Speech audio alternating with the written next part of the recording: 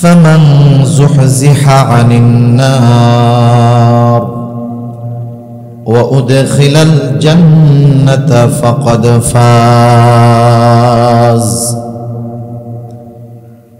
আল্লাহ রাব্বুল আলামিন বলেন, কিয়ামতের দিন মানুষকে তার কর্মের পূর্ণ প্রতিদান ফলাফল দেওয়া হবে। অর্থাৎ কিয়ামতের দিন মানুষকে তার দুনিয়ার কর্মের পূর্ণ প্রতিদান দেওয়া হবে। দুনিয়াতে কেউ যদি নেকের কাজ করে, ভালো কাজ করে, ওই ভালো কাজের পূর্ণ প্রতিদান তাকে দুনিয়ায় দেওয়া হয় না। অনুরূপভাবে দুনিয়াতে কেউ যদি মন্দ কাজ করে, অপরাধ করে, গুনাহ করে, পাপ করে, তার ওই পাপের পূর্ণ দুনিয়ায় দেওয়া হয় না। তাহলে দুনিয়ায় একটা মানুষ ভালো কাজ করুক আর পাপের কাজ করুক, তার ওই পূর্ণ প্রতিদান তথা তার দুনিয়ার কর্মের পূর্ণ প্রতিদান আল্লাহ তাআলা কিয়ামতের দিন দিবে। এজন্য দুনিয়াতে অনেক সময় আমরা দেখি একজন বড় পাপী মানুষ, সে দুনিয়ায় খুব ভালো আছে, টাকা পয়সা আছে, ধন দৌলত আছে, এর দ্বারা এটা মনে করার সুযোগ নাই যে আল্লাহ তাআলা তাকে তার পাপের শাস্তি দিবেন না। আবার দুনিয়াতে একজন নেককার মানুষ অভাবে আছে, কষ্টে আছে, এটাও মনে করার সুযোগ নাই যে আল্লাহ তাআলা মনে হয় তাকে তার ভালো কাজের প্রতিদান দিল না। বরং আল্লাহ রাব্বুল আলামিন উভয়ের পূর্ণ প্রতিদান দিবেন কিয়ামতের দিন। আল্লাহ তাআলা বলেন, ওই দিন যাকে আগুন থেকে বাঁচানো হবে তথা জাহান্নাম থেকে বাঁচানো হবে, ফাকাদ ফাজ, সে সফল হয়ে যাবে। জাহান্নাম থেকে বাঁচায়া জান্নাতে যাকে প্রবেশ করানো হবে, আল্লাহ তাআলা বলেন ফাকাদ ফাজ, ওই লোকটাই আসলে সফল হয়ে যাবে। তাহলে সফলতা বিফলতা এটা নাজাতের উপরে নির্ভর করতেছে। তবে আল্লাহ রাব্বুল আলামিন সকলকে পূর্ণ প্রতিদান দিবেন, সাথে সাথে সকলের পূর্ণ কর্মের খবরও আল্লাহ তাআলা জানায় দিবেন। কিয়ামতের দিন কয়েকটা সময় মানুষ সবচাইতে বেশি ভীত এবং চিন্তিত থাকবে। এর মধ্যে একটা সময় হলো যখন মানুষকে তার আমলনামা দেওয়ার সংবাদ জানানো হবে। গোটা হাসরবাসী নিস্তব্ধ, পিনপতন নীরবতা, সবাই চিন্তা করবে আজকে আমলনামা কোন হাতে আসে। কারণ ডান হাতে যদি আমলনামা আসে সে তো সফল, বাম হাতে যদি আমলনামা আসে তাহলে সে তো ব্যর্থ। চিন্তায় থাকবে সবাই। আল্লাহ রাব্বুল আলামিন কিয়ামতের দিন আমলনামাগুলো ছেড়ে দিবেন। দুনিয়ায় যে যেমন কর্ম করেছে সব ফাইল আকারে আল্লাহ তাআলা সংরক্ষণের ব্যবস্থা করে রাখছেন। আমলনামাগুলো ছেড়ে দেওয়া হবে, যার আমলনামা তার কাছেই পৌঁছায়া যাবে। একদল আমলনামা পাবে ডান হাতে, আর একদল পাবে বাম হাতে। বাম হাতে যারা, ডান হাতে যারা আমলনামা পাবে তারা চূড়ান্ত পর্যায়ের আনন্দিত হবে, কারণ তারা সুনিশ্চিত যে আমাদেরকে অনন্তকাল জাহান্নামে থাকা লাগবে না। ডান হাতে আমলনামা পাওয়ার দ্বারা এই বিষয়টাই নিশ্চিত হবে যে অনন্তকাল জাহান্নামে থাকা লাগবে না। আল্লাহ চাইলে মাফ করে সরাসরি জান্নাতেও দিয়ে দিতে পারে, যদি শাস্তি দেনও তবে অনন্তকাল জাহান্নামে থাকা লাগবে না। তারা ডান হাতে আমলনামা পায়া কেমন খুশি হবে। সমাজের মধ্যে দেখবেন যখন কোনো ছাত্র পরীক্ষা দেয়, কারো ব্যাপারে আশা করা হয় গোল্ডেন এ প্লাস, সেও আশা করে আমি গোল্ডেন এ প্লাস পাবো, সে এর নিচে আশা করে না। কিন্তু কিছু কিছু ছাত্র আছে গোল্ডেন এ প্লাস বহুদূর, ও চিন্তা করে পাশ করলেই হয়। একজন চিন্তা করে গোল্ডেন এ প্লাস পাওয়ার আশা, আর একজন চিন্তা করে ফেল না হইলেই হয়েছে। সবাই চিন্তিত যে ও তো ফেল যাবে, আর সবাই আশা করে ও গোল্ডেন এ প্লাস পাবে। এখন যারা নিয়ে সবাই আশা করছে গোল্ডেন এ প্লাস পাবে, বলেন তো ও যদি এ গ্রেডও পায় ওর খারাপ লাগে কি লাগে না? আবার দেখেন যারা নিয়ে চিন্তায় ছিল ও ফেল যাবে, ও যদি কোনো মতে 33 পায়া পাস হয়, বলেন তো খুশি হয় কি হয় না? যেই ছেলেটা গোল্ডেন এ প্লাস পাওয়ার আশা রাখে, ও যদি গোল্ডেন এ প্লাস পাইতো, গোল্ডেন এ প্লাস পায়া ও যে খুশি হইতো, ওই ফেল করার সম্ভাবনাময় ছাত্রটা যদি 33 পায়, ও পাশ কইরা গোল্ডেন এ প্লাস যে পায় তার চাইতে আরো বেশি খুশি হয়ে যায়। ও চিন্তা করে কোনো মতে তো পার হইছি, এখন ডান হাতে আমল নামা পায় সবার ওই নিচুর চিন্তা যে কমপক্ষে জাহান্নামে তো অনন্তকাল থাকতে হবে না, আল্লাহ যদি মাফ করে জান্নাতে বিনা হিসাবে দিয়ে দেয় তো পায়া গেলাম। এবার সে খুশি। খুশিতে কি বলে দেখেন, যারে বলছিল সবাই তুই তো ফেল করবি, ও যখন পাশ করে 33 পায়া এলাকায় দৌড়ায় আর মিছিল দেয় আমি পাশ করছি, কি পাইছি এটা পরে, পাশ তো করছি। ডান হাতে যে আমল নামা পাবে সে কি করবে? আল্লাহ তাআলা বলেন ফাআম্মা মান উতিয়া কিতাবাহু বিয়ামিনিহি ফায়াকুলু হাউম ইকরাউ কিতাবিয়া ইন্নী যালামতু আন্নী মুলাকিন হিসাবিয়া। ডান হাতে আমল নামা পেয়ে সে আনন্দে মানুষদেরকে বলবে হাউম ইকরাউ কিতাবিয়া, এই তো আমার কিতাব, এই তো আমার আমল নামা, পড়ো, এই তো আমার আমল নামা, পড়ে দেখো কত ভালো আমল করেছি, বিনিময়ে জান্নাত দিবে। ডান হাতে আমল নামা পেয়ে গেছি। ডান হাতে আমল নামা পাবার কারণটাও সে উল্লেখ কইরা বলবে ইন্নী যালামতু আন্নী মুলাকিন হিসাবিয়া, আমি ডান হাতে আমল নামা পাবার কারণ হলো যে আমি দুনিয়াতে এই ব্যাপারে দৃঢ় বিশ্বাস রাখতাম, ধারণা রাখতাম যে আমাকে আমার দুনিয়ার কর্মের হিসাবের মুখোমুখি হওয়া লাগবে। আমি দুনিয়ায় এটা দৃঢ়ভাবে বিশ্বাস করতাম যে আমি দুনিয়ায় যে কর্ম করতেছি ওই কর্মের হিসাব দুনিয়ার কারো কাছে দেওয়া লাগুক আর না লাগুক, কার কাছে দেওয়া লাগবে? আল্লাহ তাআলার কাছে দেওয়া লাগবে। এই জবাবদিহিতার চিন্তা যার মধ্যে আছে, এই জবাবদিহিতার ভয় যার মধ্যে আছে, তাকে দুনিয়ার কোনো ভয়ভীতি দেখানো লাগে না, শুধু এই চিন্তাটাই তাকে স্বর্ণের মানুষে পরিণত করে তুলতে পারে। সুবহান। এই চিন্তাই তাকে গুনাহমুক্ত জীবন অতিবাহিত করার জন্য সাহায্য করতে পারে। এছাড়া দুনিয়ার আইন, শাস্তির ভয়, এগুলো মানুষকে সাময়িকভাবে অপরাধ থেকে বিরত রাখলেও পরিপূর্ণভাবে পাপাচার থেকে মানুষকে বাঁচাতে পারে না। আরেক দল আমল নামা পাবে বাম হাতে, তাদের অবস্থা কি হবে? আল্লাহ তাআলা জানায় দেন বাম হাতে যাকে আমল নামা দেওয়া হবে সামনাসামনি দেওয়া হবে না, আমল নামাটা দেওয়া হবে বুক চিরে, বাম হাতটাকে পেছনে নেওয়া হবে। এইবার বাম হাতের মধ্যে যখন আমল নামা দেওয়া হবে পেছন দিকে হাত নিয়া, আল্লাহ রাব্বুল আলামিন জানায় দেন তাদের অবস্থা কেমন হবে, তারা কি বলবে।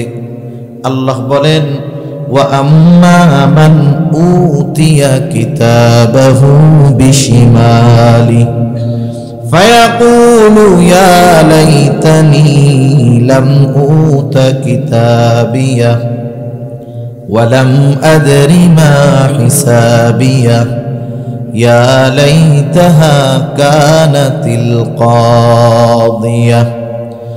আল্লাহ রাব্বুল আলামিন বলেন যারা বাম হাতে আমল নামা পাবে তারা বলবে ইয়া লাইতানি লাম উতা কিতাবিয়া, হায় আফসোস আমি যদি এই কিতাব না পাইতাম, কতই না ভালো হতো যদি এই আমল নামা না পাইতাম। ওয়া লাম আদরি মা হিসাবিয়া, আমি যদি আমার হিসাবটা না জানতাম কতই না ভালো হতো। ইয়া লাইতাহা কানাতিল কাদিয়া, ওই যে প্রথমবার যে দুনিয়ার থেকে মরছিলাম ওই মরণটাই যদি আমাকে চূড়ান্তভাবে নিঃশেষ করে দিত কতই না ভালো হতো। আফসোস করতে থাকবে। ডান হাতে আমল নামাওয়ালা জান্নাতি, বাম হাতে যে আমল নামা পাবে সে তার কর্মের কারণে যেই শাস্তি তার প্রাপ্য সেটা সে পেতে থাকবে।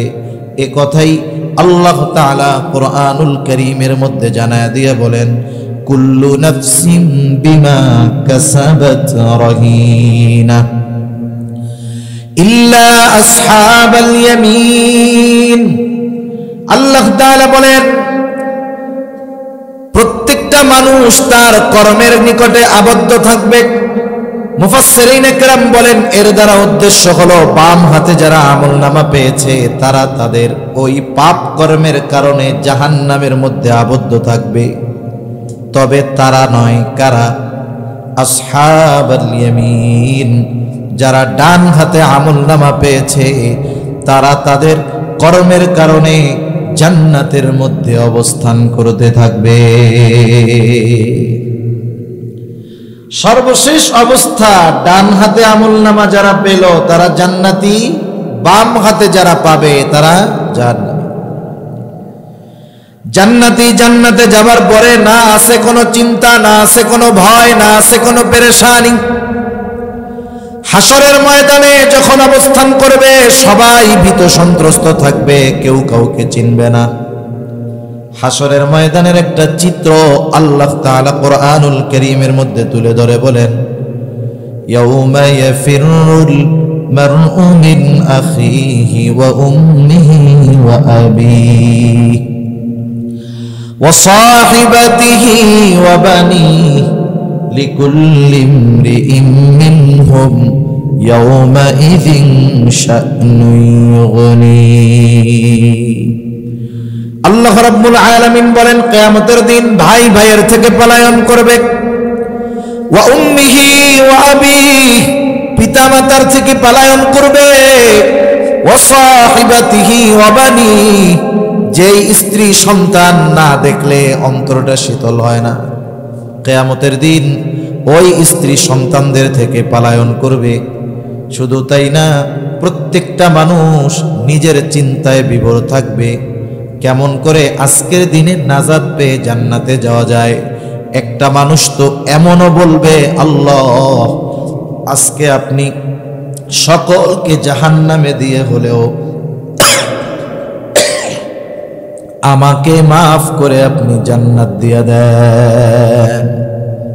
বলবে, সকলকে আপনি জাহান্নামে দিয়ে হলেও আমাকে আজকে আপনি জান্নাতে দিয়ে দেন। এমন কঠিন এক পরিস্থিতি হবে। পরিস্থিতি যাই হোক, বলেন তো জান্নাতে যাওয়ার পরে জান্নাতীর আর কোনো টেনশন চিন্তা আছে নাকি? হাসরের ময়দানে সে কাউকে চিনবে না, কিন্তু জান্নাতে যাওয়ার পরে কাউকে ভুলবে না, সবার কথা মনে পড়বে।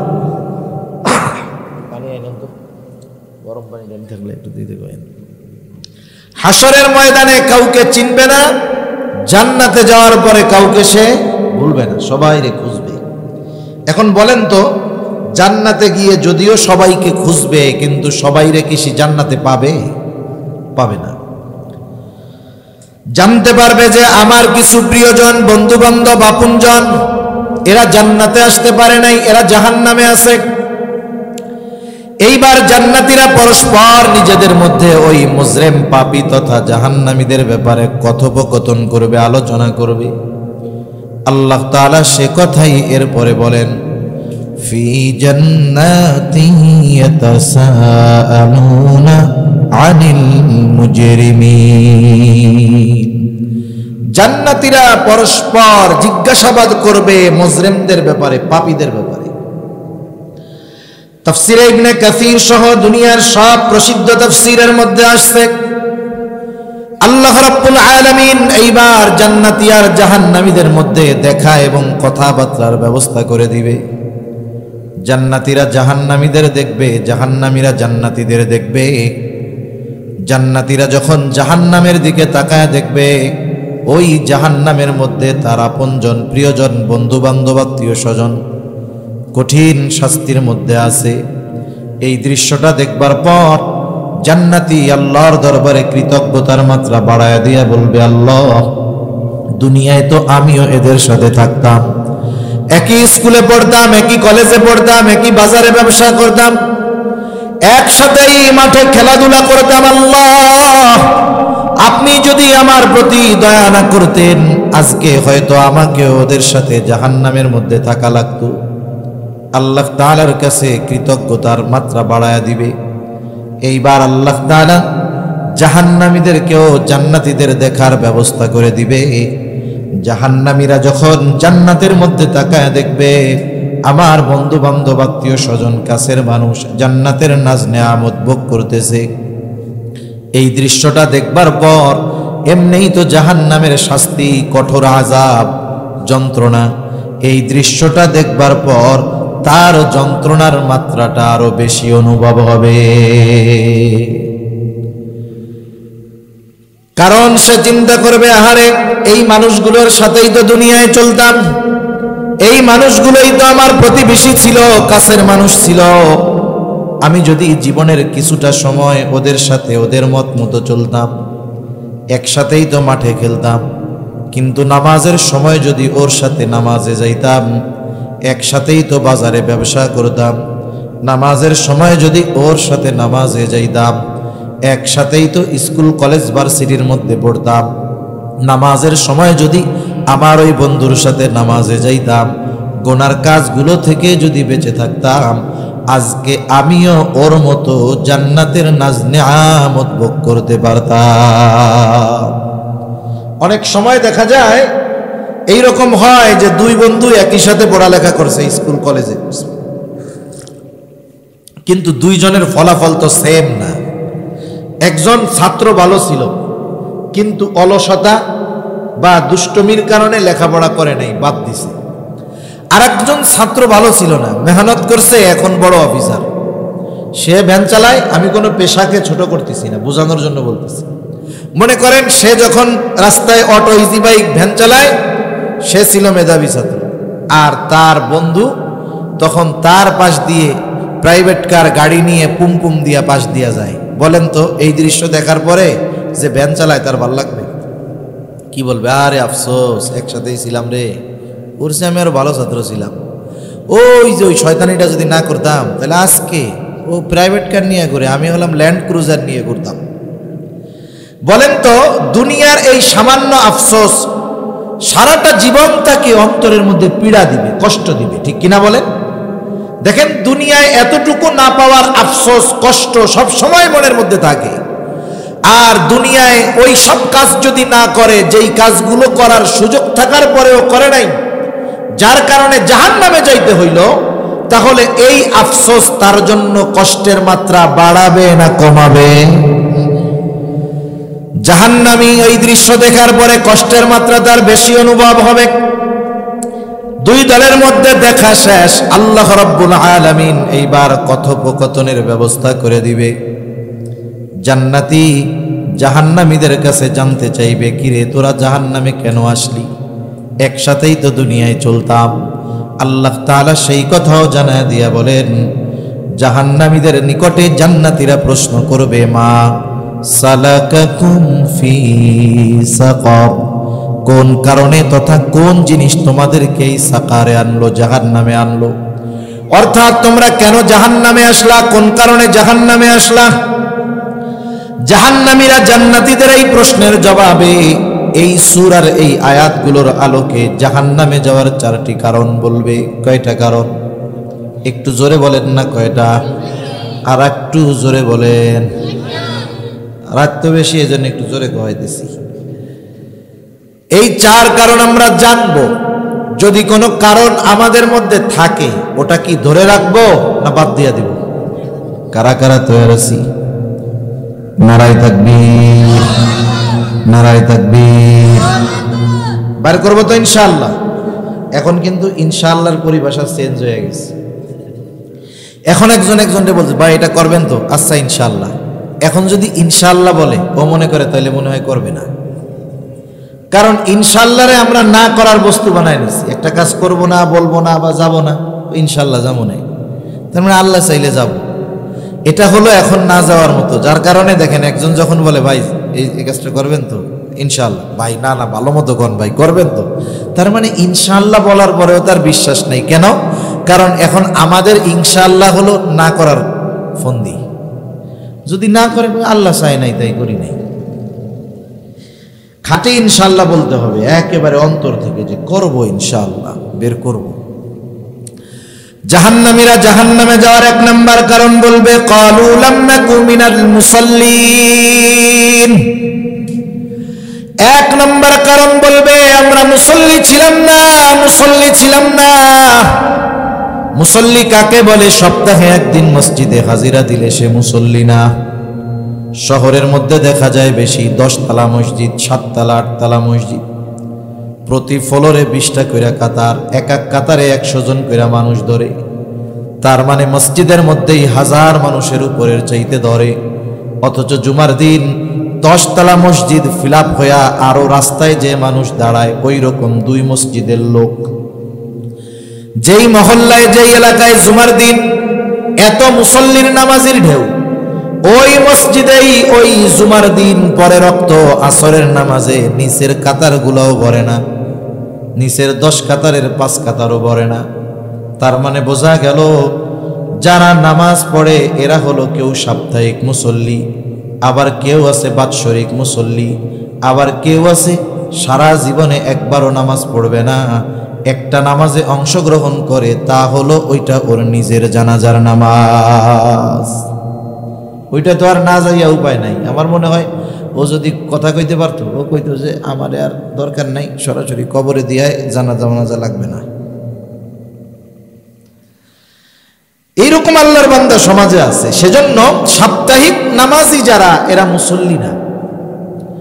মুসল্লি হলো যে সে নামাজ বাদ দেয় না, 5 ওয়াক্ত নামাজ যথাযথভাবে আদায় করে। মুসল্লি হলো সে দুনিয়ার যেখানেই থাকুক না কেন, যত ব্যস্ততা তার থাকুক না কেন, সে নামাজ বাদ দেয় না। মুসল্লি হলো এমন মানুষ যার অন্তরের মধ্যে সব সময় মসজিদের চিন্তা থাকে।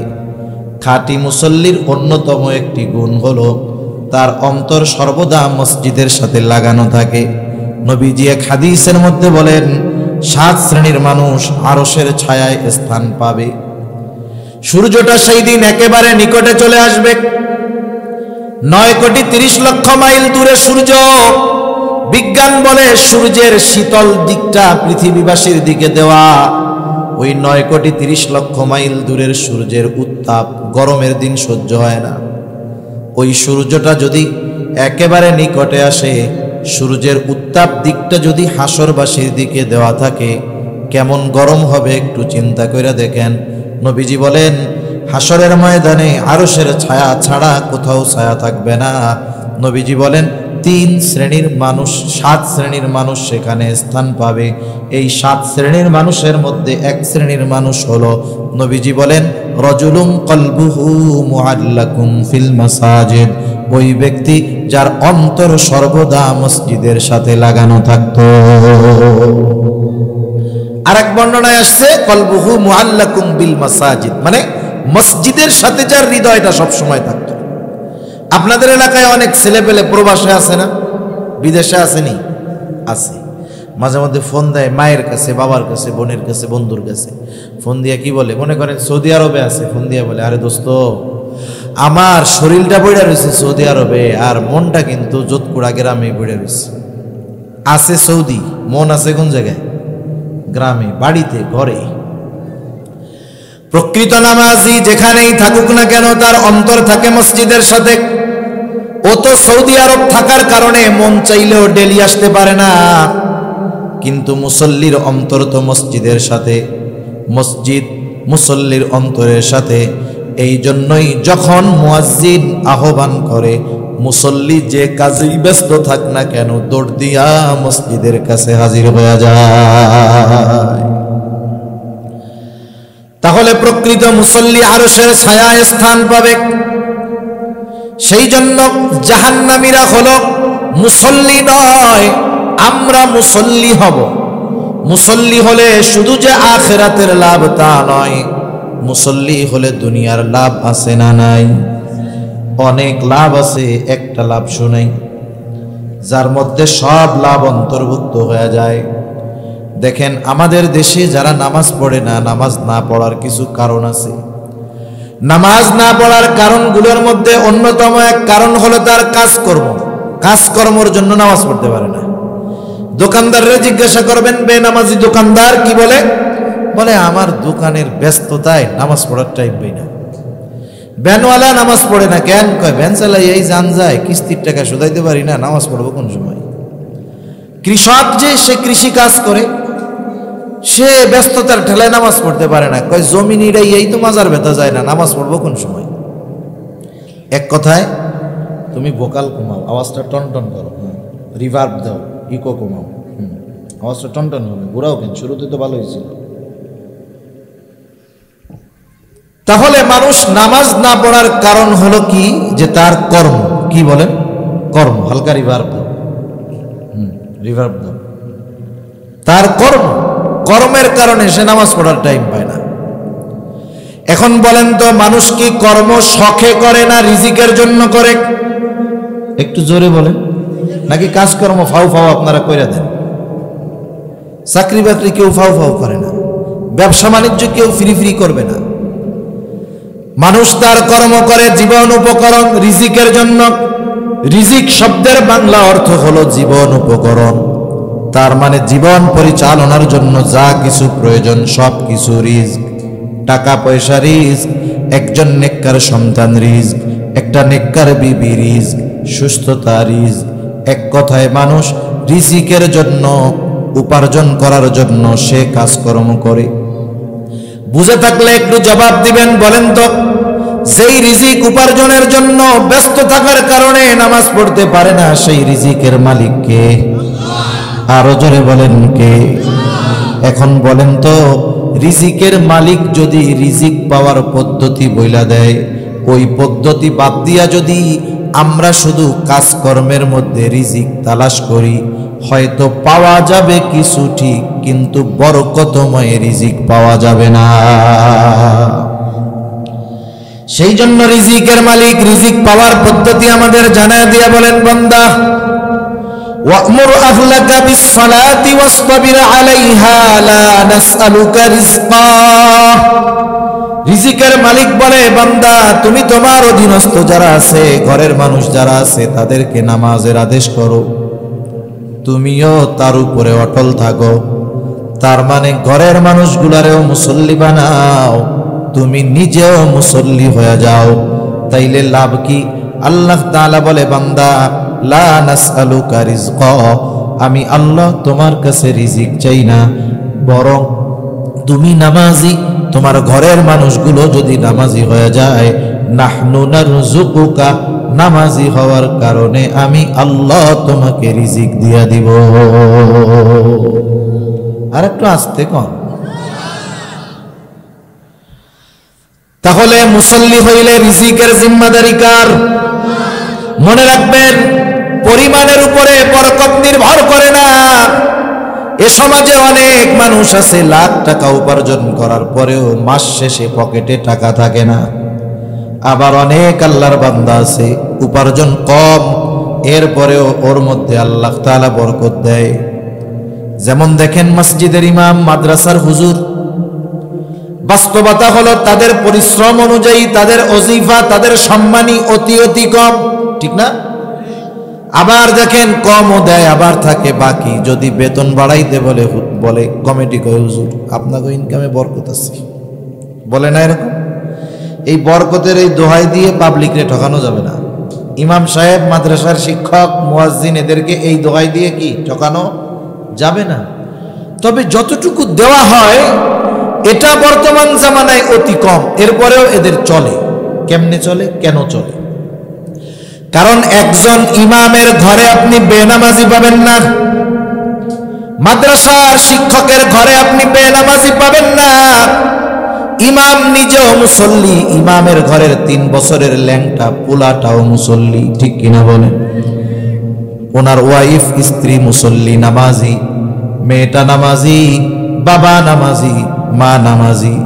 এই যে ছোট্ট ছোট্ট বাচ্চাগুলো ইমাম সাহেবের ঘরে এই যে আল্লাহরে সেজদা দেয়, এই সেজদাগুলো বৃথা যাইতে পারে না। আল্লাহ তাআলা এই মুসল্লি হওয়ার কারণে, নিজে মুসল্লি, ঘরের মানুষগুলো মুসল্লি হওয়ার কারণে উপার্জন অল্প হওয়ার পরেও ওই উপার্জনের মধ্যে আল্লাহ বরকত ঢেলে দেয়। আবার কত মানুষ আছে লাখ টাকা উপার্জন করে মাসে, কিন্তু মাস শেষে বরকত নাই, খালি কয় নাই আর নাই। অনেক সময় আমাদের দেশের প্রবাসী ভাইয়েরা মাঝে মধ্যে হোয়াটসঅ্যাপের মধ্যে মেসেজ দেয়, মাঝে মধ্যে ফোন দেয়, বলে হুজুর একটু দোয়া কইরেন, ওয়াজ টোয়াজ শুনি, একটু দোয়া কইরেন। কি হইছে, কিসের দোয়া? বলে হুজুর এত উপার্জন করি কিন্তু বরকত নাই, লক্ষ টাকা উপার্জন করি, টাকা মাসের শেষে থাকে না। আমি এবার মাঝে মধ্যে জিজ্ঞাসা করি কি ব্যাপার, বদ অভ্যাস টভ্যাস আছে নাকি? তার মানে জুয়া টুয়া খেলো নাকি, ক্যাসিনোতে আবার যাও নাকি, আবার নেশা পানি করার অভ্যাস আছে নাকি? বলে না হুজুর, ওগুলো তো বহুদূর, কোনো জায়গায় যাই না, অফিসে যাই, ডিউটি করি, রান্না বান্না করি, খাই, নামাজ কালাম পড়ি, কিছুর মধ্যে নাই, এরপরেও কেন বরকত হয় না? তখন জিজ্ঞাসা করি, বরকত হয় না তুমি নিজে নামাজি বুঝলাম, কিন্তু তোমার ঘরের মানুষ দিয়া ধুমসে মার্কেট করে আনবে, এত করে বুঝাই যে সাবধান, মরতে হবে, একটু পর্দা করো, কিন্তু সে পর্দা করে না। আমার ভাইয়ের সামনেও যায়, তার চাচাতো মামাতো খালাতো সবার সামনে যায়, নামাজ কালামের খবর নাই। বলে হুজুর নিজে তো হইতেছে খারাপ, আমার মাইয়াডারেও খারাপ বানায় ফেলতেছে। আমি তখন বলি ভাই তুমি তো ছিদ্র কলসে পানি ঢালতেছ, কিয়ামত পর্যন্ত যদি হায়াত পাও ঢালতে থাকবা, কিন্তু পানি কলসে দাঁড়াবে না। কারণ তোমার ঘরের মানুষ নামাজি না, মুসল্লি না, বাপও নামাজ পড়ে না, এখন আরো জুই ধুইছে, ওলা ইনকাম করে, আগে তো কষ্ট করছে, এখন ইনকাম করে টাকা পাঠায়, এখন সুন্দর মতো চার দোকানে বসে বিড়ি টানে আর টেলিভিশন দেখে বসে বসে, বরকত হবে না। সেই জন্য বলি দুনিয়ার জন্য হলেও মুসল্লি হয়ে যান, কারণ যে কোনো ইবাদত শুরু করার দরকার ধারাবাহিকতা যদি বজায় রাখা যায়, ওই ইবাদতের দ্বারা এক সময় দুনিয়া আখিরাতের কল্যাণ অর্জিত হবে। আমরা মুসল্লি হব তো ইনশাআল্লাহ?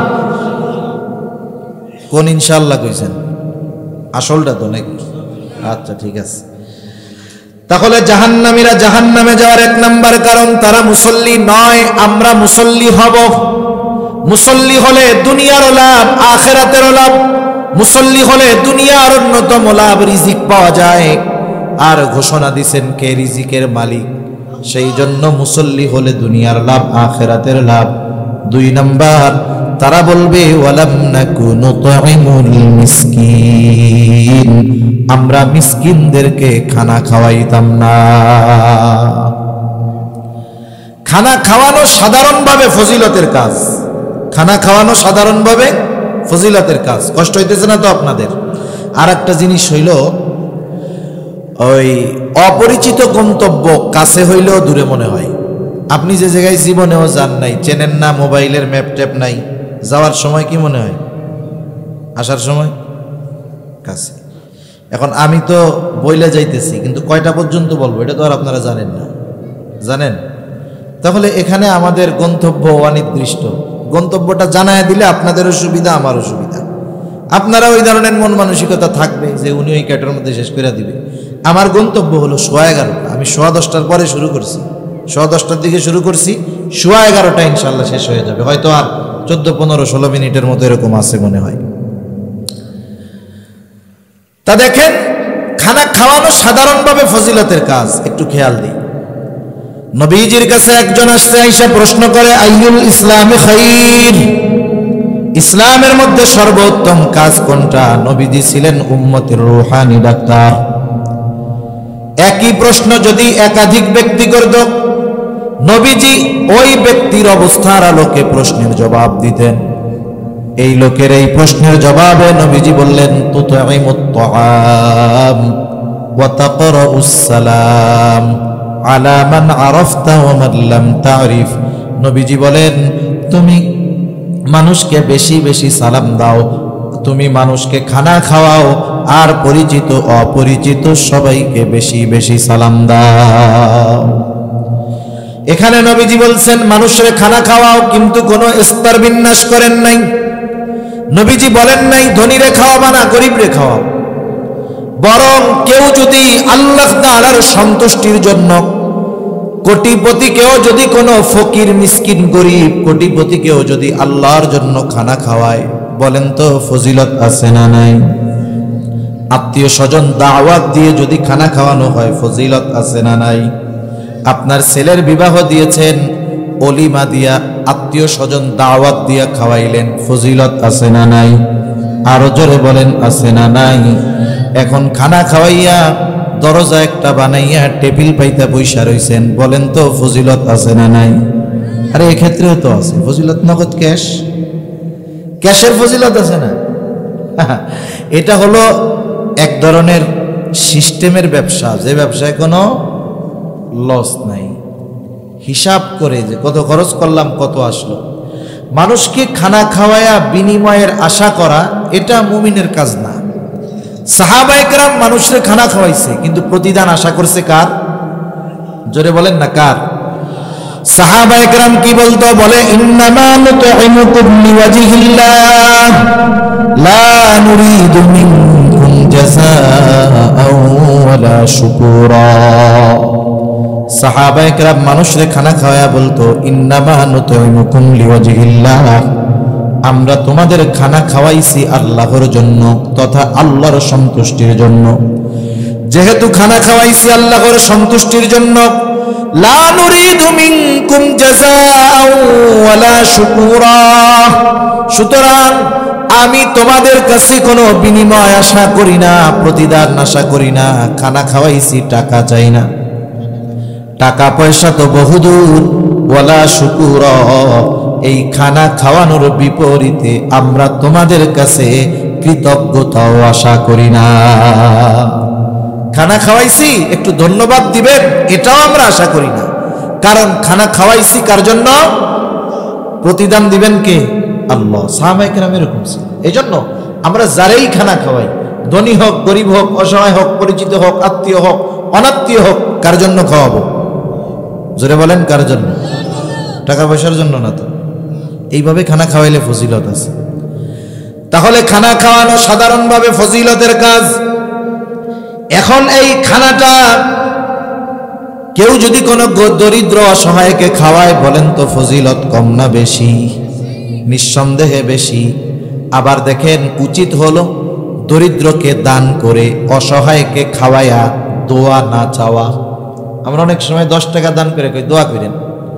আরে দোয়া করেন কইলে তো ওর কাছ থেকে প্রতিদান নিয়েই নিলাম, তাহলে আল্লাহ কি দিবে? সেজন্য আমরা কাউরে খানা খাওয়াইয়া বা কোনো দান সাদকা করে ওর কাছে প্রতিদান চাবো না। আশা করব আমি যেটা দিয়েছি আল্লাহর জন্য দিয়েছি, এটার প্রতিদান দিবেন কে? আল্লাহ। সেজন্য আমরা খানা খাওয়াবো, তবে খানাটা আল্লাহর জন্য খাওয়াইতে হবে, সঠিক পদ্ধতিতে সঠিক সিস্টেমে খাওয়াইতে হবে। আমাদের দেশে অনেক ধরনের খানা খাওয়ানো আছে। অনেকে আবার একথা বললে সেইটা যায়, বলে হুজুররা মানুষ একটু খানা খাওয়াইতো সেটাও বন্ধ করে দিল। এখন বলেন তো, খানা খাওয়ানো যদি সমাজে ভালো মতো চলে, হুজুরদের লাভ না লস? লাভ তো, দুনিয়ার লাভ না। এরপরেও বন্ধ করায় কেন? বলে কেন? নিষেধ করে কেন? কারণ ওই খানাটা খাওয়ানোর পদ্ধতি ঠিক নাই। আরে মিয়া, বাপ অসুস্থ হয়ে ঘরে পড়ে আছে 5 বছর, চিকিৎসা করায় না। বাপ মরছে, সুদের উপরে টাকা আইনা গরু জবাই দিয়া জিয়াফত খাওয়াই দিছে। এখন এই জিয়াফত খাওয়ানোর মধ্যে কোনো ফজিলত আছে বলেন তো? সেজন্য এই ধরনের কর্মকাণ্ডে ফজিলত নাই। তা যাই হোক, ওই দিকে আমি যাব না। আমার মূল কথা হলো, আল্লাহ তাআলা জানায় দিলেন, জাহান্নামীদের বক্তব্য হলো ওয়ালাম নাকু নুতঈমুল মিসকিন, আমরা মিসকিনদের খানা খাওয়াইতাম না। আর ওরা মিসকিনদের খানা খাওয়ায় না, আমরা মিসকিন অসহায় যারা তাদের খানা খাওয়াবো। এই যে মাদ্রাসায় ছাত্র আছে, এতিম আছে, অসহায় আছে, আপনার অ্যাবিলিটি আছে, আপনি একটা ছাত্রের লজিং রাখেন, ও পড়ুক, হাফেজ হোক আলেম হোক, ও কিয়ামত পর্যন্ত যতদিন হায়াত পাবে, ও যদি পড়া কোনোদিন শিক্ষক হয়, ওর ছাত্র পড়বে, ওর ছাত্ররা ছাত্র পড়াবে, কিয়ামত পর্যন্ত ওর মাধ্যমে যতগুলো ছাত্র হইছে, ওর ছাত্র তার ছাত্র তার ছাত্র তার ছাত্র যত পড়বে, সবার সওয়াবের একটা অংশ আপনার আমলনামায় যোগ হবে। কেন? কারণ সে আলেম হওয়ার জন্য আপনি তাকে সহযোগিতা করেছেন। সুবহানাল্লাহ বলতে। এজন্য ইয়াতিম মিসকিন অসহায় মাদ্রাসায় থাকলে আমরা খানা খাওয়াবো। সাধারণভাবে প্রতিবেশী যদি অভাবী থাকে খানা খাওয়াবো। জাহান্নামীরা জাহান্নামে যাওয়ার 3 নম্বর কারণ বলবে ওয়া কুন্না নাখুদু মাল খায়িদিন, অহেতুক অনর্থক কথাবার্তায় যারা লিপ্ত থাকতো আমরাও তাদের সাথে গিয়া মিলতাম। আমাদের দেশের প্রত্যেকটা চায়ের দোকান হলো অনর্থক মজলিসের অন্যতম কারখানা, ঠিক কিনা বলেন? চায়ের দোকানে কোনো যুবক চা খাইতে যায় না, চায়ের দোকানে কোনো তরুণ চা খাইতে যায় না। কারণ যাবে কেমনে?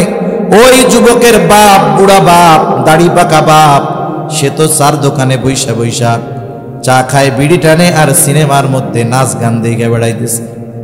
এই লজ্জায় যুবক কেমনে দোকানে গিয়ে চা খাবে? আজকে দুনিয়ার অধিকাংশ চায়ের দোকানগুলো সব মুরব্বীদের গল্প গুজব আর গোনা কামানোর জায়গা।